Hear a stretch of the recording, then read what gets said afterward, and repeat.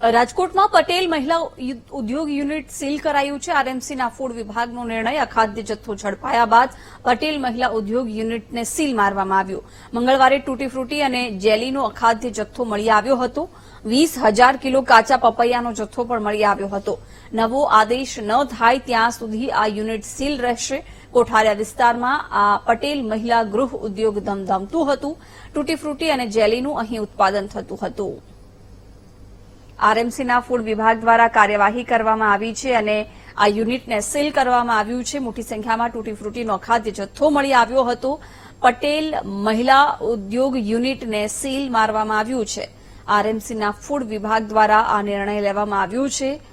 મંગળવારે અખાદ્ય જથ્થો અહીંથી ઝડપાયો હતો। તૂટી ફ્રૂટીનો અખાદ્ય જથ્થો મળી આવ્યો હતો અને હવે પટેલ મહિલા ઉદ્યોગ યુનિટને સીલ મારવાની કામગીરી થઈ રહી છે। આરએમસીના ફૂડ વિભાગ દ્વારા આ નિર્ણય લેવામાં આવ્યો છે। મંગળવારે અહીં મોટી સંખ્યામાં અખાદ્ય જથ્થો મળી આવ્યો હતો અને હવે તેને સીલ કરવામાં આવ્યું છે। કોઠારિયા વિસ્તારમાં આ યુનિટ ધમધમી રહ્યું હતું। પટેલ મહિલા ગૃહ ઉદ્યોગ અહીં તૂટી ફ્રૂટી બનાવવામાં આવી રહી હતી। કાચા પપૈયાનો પણ મોટી સંખ્યામાં નાશ કરવામાં આવ્યો હતો। અખાદ્ય જથ્થો પણ અહીં મોટી સંખ્યામાં મળી આવ્યો હતો અને આખરે હવે આરોગ્ય વિભાગે કાર્યવાહી કરી છે અને પટેલ મહિલા ઉદ્યોગ યુનિટને સીલ મારવામાં આવ્યું છે।